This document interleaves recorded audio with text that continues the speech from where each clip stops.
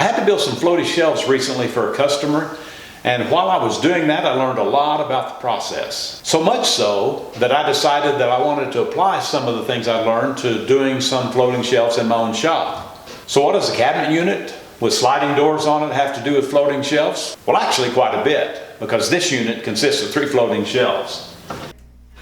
Working with floating shelves began a while back for me when I took this approach to building support brackets and slid hollow shelves over the top of them. The video linked in the corner is what resulted from that project, and the end result turned out really well. Just prior to that, I did a little experimentation with the strength of floating shelves. Some of you may remember this scene from that video. A group of 5 or 6 viewers and I have had an ongoing conversation about how to maximize the strength of floating shelves, and I think we've all been a little surprised at what the capabilities of these types of shelves really can be. As you can see, I repaired my wall, and as I began thinking about how to get going with floating shelves in the space, I didn't really have a definitive plan and spun my wheels there for a bit. What I'm debating here is how wide I want to go with the shelves. I'm wanting to make these at least, I was thinking 14, but I think 14 is going to be way too much. I'm going to go with, that won't work. I'm going to have to go with 12-inch shelves out from the wall because of the way the doors and things are going to hang. Anyway, see what happens here. Sometimes you just have to make a decision and get going. So I have enough room to comfortably build 36-inch wide shelves, and then I'll separate them by about 15 inches.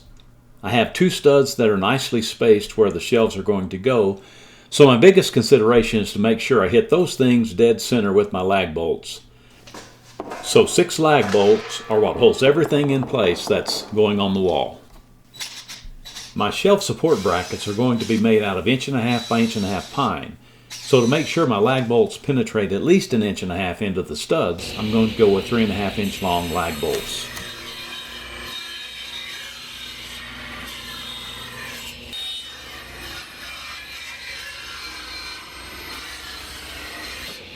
Alright, so here are my studs. Just going to mark them up the wall so that I have that reference when I drill my lag holes. So I pre-drill holes in my back supports at the stud locations. I've added a washer to my lag bolts, which will help to just distribute the weight over a little larger area than just the head of the lag bolt. Before I attach the shelf supports to the mounting bracket against the wall, I'm running the lag bolts into almost their full depth. That way, if I run into any problem with any one of them, I can make adjustments now and not after I've already installed the dowels into the shelf supports.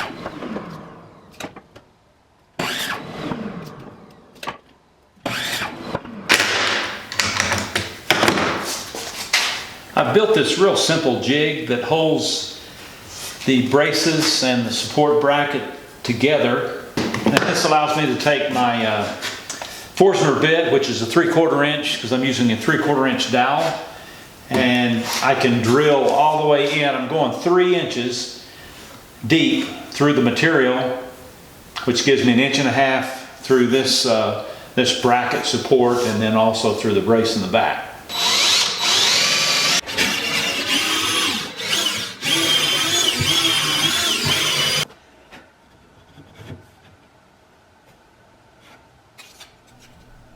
The glue-ups for the shelf supports and brackets are pretty simple. I want to make sure I get plenty of glue on all the surfaces that hold the dowel and the other pieces together. As I clamp them, the main thing I'm watching for is to make sure that the shelf support pieces are in line with one another. Once they're dry, they're ready to install permanently, so this time I tighten the lag bolts down completely. So if all I'm doing is building standalone floating shelves, I'm almost done. But since they are in the shop, where sawdust will eventually cover everything that's on them, I want to go a little beyond just the shelves. This is 1/4 inch melamine, which is a product that's a lot like masonite, except that it has a white glossy finish on it. Runs about $35 a sheet, and is more likely to be available in lumber yards that carry cabinet materials. So I'm just going to use 3 screws to secure the shelf back at the wall, and then the rest of the assembly process will be equally as simple. A part of my rationale for doing this approach to the storage shelves in the shop is that if there's the possibility that I want to take them down and do something else with them, I don't want to tie up a whole bunch of material in it, first of all, expense-wise. Secondly, I want to be able to functionally break them down and potentially put them in another spot. I'm using 1/4 inch melamine for the sides. Main purpose is just to keep sawdust from getting into the shelves and collecting on them. So I'm just going to tack them in place with brads. Alright, this is starting to look an awful lot like a traditional wall-mounted cabinet unit, but as you can see, it's really not.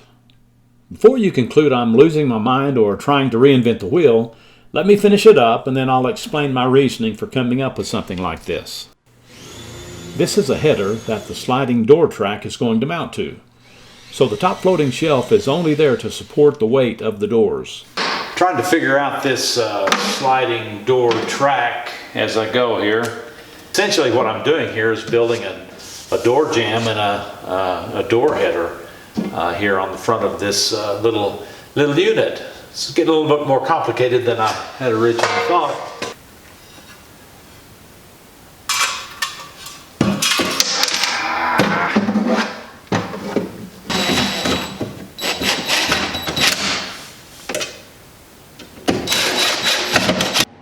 I'm building just some real simple doors with the 1/4 inch melamine inserts in the center panel.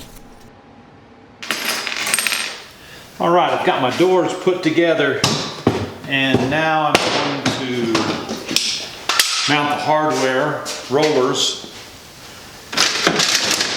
and then see how they work out on the track before I do any prep for any further finishing.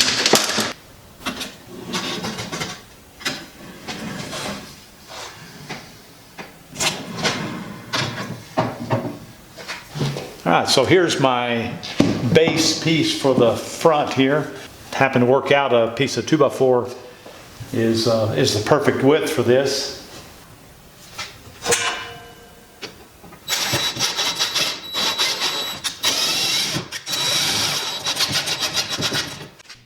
Although the doors and the track hardware are going to work out fine, that is the one thing that I'm not completely satisfied with. Overall, the whole assembly is just too wide. I may experiment with other approaches to the sliding doors, but if any of you watching this have suggestions, I'd love to hear them. Feel free to pass on your thoughts in the comments section below. The last step is to tack on a couple of pieces of 1/2 inch trim on the ends to keep the doors on the tracks and to finish off the overall look of the storage unit. On the positive side, here's what I like about this approach. First, the shelves are strong because they are attached to the studs. They should be able to hold anything that I plan to put on them. I like the look of the sliding doors as opposed to hinge doors, and they will help keep things on the shelves clean and out of sight. Next, the whole unit is lightweight.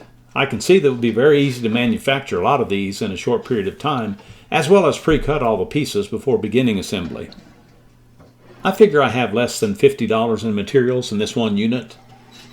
The other interesting angle is that in about 10 minutes I could have this unit off the wall and placed in a neat stack, ready to take to another location and reassemble on another wall. I'm trying to work on the organization and layout of my shop in order to accommodate some things that are upcoming. This approach to using floating shelves may not be for everybody, but I'm pretty happy with it so far. Let me hear what you think, and I appreciate you watching. Remember, there's always something going on at Ops Workshop, so check in every week or so and see what you may have missed.